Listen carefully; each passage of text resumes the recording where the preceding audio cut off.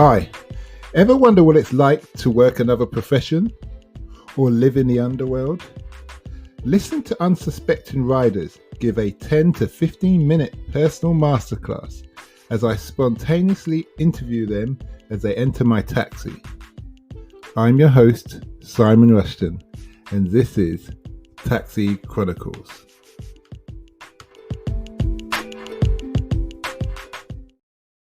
Morning. Yes, we're back with another episode, another rider. We are in luck for all you gamers today.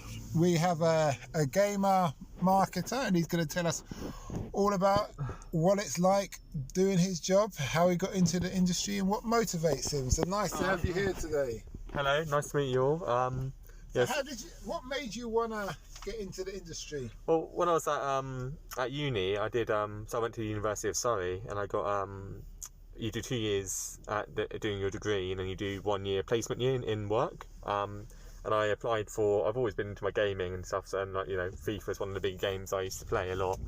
And I got lucky enough to get a job at EA Electronics, so they make FIFA. Sorry, what was the degree called? So it's funny.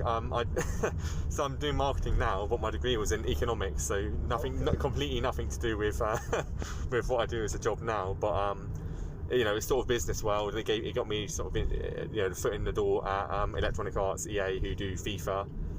It sort of sparked my interest because they had a marketing position open. Obviously, I played when you're at uni, right? All you do in your free time is play. You go out or you play your console with your mates. So we used to play a lot of FIFA with them. So I got a job with them for a year, and then when I finished uni, one of the people who used to work at EA offered me a job at Turtle Beach. So got into marketing that way, and here I am. Okay. So what's a typical day like for you? Well, it's been quite weird recently because. All right, let's do it this way. Before. Yeah, of course. After, yeah. Before and after pandemic. Before, it was a lot more. Our business, the way we used to operate was a lot of face-to-face meetings. A lot of that's how this sort of gaming industry sort of works. Everyone sort of knows everyone. You have a lot of meetings. You go to you used to go for lunch meetings. Very niche sort of group of people. You'd go for a lot of lunchtime drinks, and those meetings were done very informally that way. And then now, obviously, everyone's had to adapt to working from home and building relationships via Zoom or Teams or online. The only good thing I would say about that though is that because in the gaming industry it is quite a relaxed industry. People, because we used to do a lot of travelling, we were all very used to working from home or working remotely anyway. So in terms of working from home sort of life and dealing with calls all the time, a lot of people in the sales and marketing team were already used to that.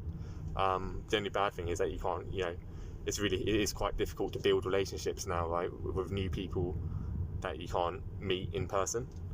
But we've been quite lucky actually with because obviously when lockdowns happen, all the pubs are shut, all the bars, all your sort of usual recreational things you can do all shut, so people turned to gaming. So we've seen record sales at the minute. Okay. Because obviously, people at home or the kids are at home, so they're buying them a console or a headset or a new game, that sort of stuff. Exactly, yeah. Just buy it, just do it. Put him in the room. Do you want to change the door? No, they won't come out. Just shove food in a bottle of Pepsi under the door every so often. Yeah. So we've been really lucky in that respect. Yeah. Which is good.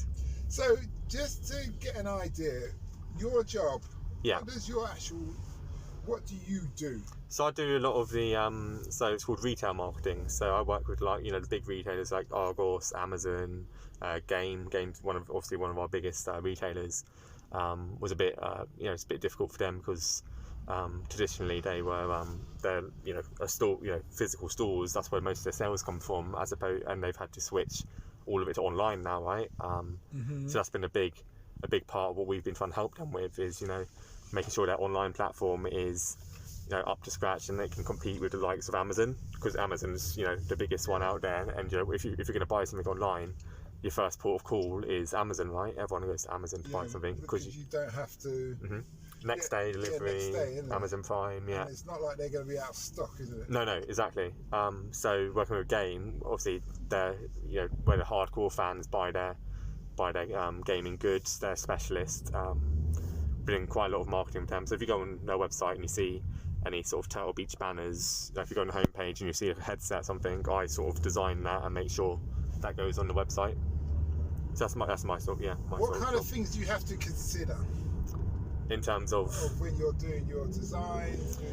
Just like so, it comes down to a lot of things. It depends what sort of products we want to push, what sort of market, who are we sort of targeting with our marketing. So we do headsets anywhere between £12 now to £150. So we've got the massive price ranges. So if I'm doing a banner or if I'm trying to sell one of our high-end headsets, the people who are trying to buy the high-end headsets are your hardcore gamers, right? So the messaging on there will be about esports or about improving your gaming to make you win if you buy this headset.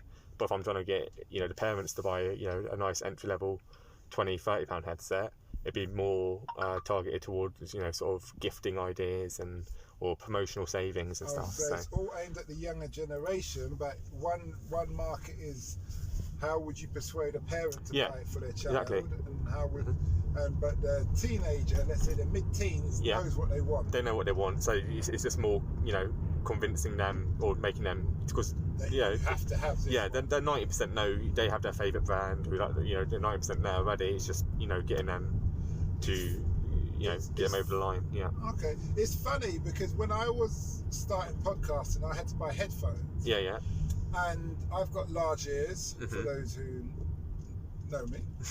And you've got the different shaped headphones. Yes, yeah. And the ones with the small circles, just typical circles, I think, why do they have that? Because people's ears aren't actually a circle. They're more of an egg shape.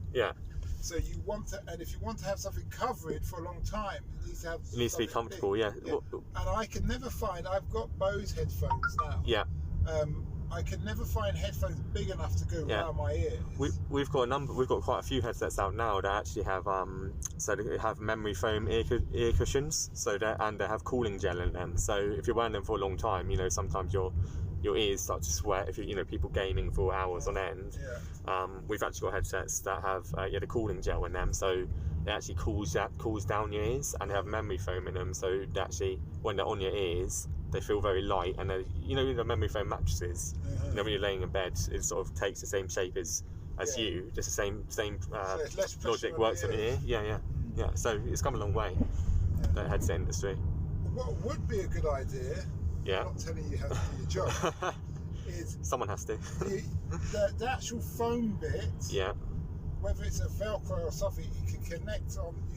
Like you buy certain ear headphones, and you can get those curl ones that go in your head. Yes, the in-ear ones. Get large, extra large, of course, small, medium, and large. What have you? If you had those kind of things, but on a bigger scale. So if your ears are really big, but you can tailor it all the way round, or you could take it off and put a smaller one on. That's a good idea. You can tailor it to each person's ear shape. Sometimes I do a Zoom call, or I'm doing a podcast episode. I do a different podcast, and I'm on there for like 4 hours, 5 hours, and boy, God, when you take that, you just feel the blood not circulating. Well, I'd recommend some of our ones with the cooling gel and the memory foam in them. Literally, I have a pair. They're called Elite Pro 2s. They're quite expensive. About $150. Yeah, they're the most expensive ones. But we got some wireless ones that are about £89 or £120 that have those features on them. And I play games sometimes for 5-6 hours a night when I've got nothing to do after work, obviously. And you don't notice them that much, which is great. So I can send you some links for that. What have you learned in the industry that you wish you knew when you started? There's a lot of things, really. I mean, I've come a long way. I've only been working there for my whole working life, I've only been working 5 years since uni now. So I've still got a lot to learn. I've still a long way to go in the industry and in wherever I go after that. But the one thing I would say that I wish I knew when I first started the job was, not to take things too seriously. Because when I first started, especially in the gaming industry, when I first started, I was sort of treating it like, when you go to like the big accountancy firms or whatnot, it's like, you think you have to work 12, 14, 16-hour days. But in the sort of gaming world, you do work hard, don't get me wrong, and there are times where you do work long days and stuff, but it's all very open. And even though you've got senior managers and people who've been in the industry for years, everyone sort of treats you as equal. So I wish I sort of took it one step at a time when I first started, as opposed to be trying too hard. But these sort of things come with experience, right? You learn as you go. Yeah. And I am still learning, right? Still, I've not been working that long, I don't think, anyway. But you've been doing it for more than 10,000 hours. Oh, exactly. Oh, yeah, true thing. Bruce Lee would say that, wouldn't he? Yeah, Bruce Lee would say that. More than 10,000 hours. Yeah. Expert. Anything done for 30 days consistently becomes a habit. Yeah. So that's a good way of thinking of it. Yeah. That's why I interview people. Yeah. So, what's the impact you want to have on the world? On the world? Yep. This is a question I ask everybody. I don't know. Maybe just to do my best, right? And just whoever I come across, make not try to upset too many people. Make friends. I'm quite a open person. I don't like to be too contentious when I meet new people. Just put smiles on people's faces. I don't just make people laugh and have a good time. Really, I haven't really got a sort of philosophy on life as such, but the impacts, if people were to if I was to drop off the face of the earth tomorrow, I'd hope people will remember me as that nice guy that you can always talk to. Okay, that's good. Yeah, that's good. And one last question is, if you could do any job in the world, and money doesn't matter, what job would you do? It's funny. So when I was growing up, I always had set my sights on being a firefighter. I don't know why. That was always thing. Whenever I was growing up, whenever someone asked me that question, I'd always say that. So if I could go and it's not too late. I could always go and train for that. But it's a lot of it's a physical job, right? And at the minute, I'm not in the best of shape, and I'm sort of office based at the minute. So but if I could do a job, it would be being a firefighter. It would just be getting the dedication to actually do that. Okay.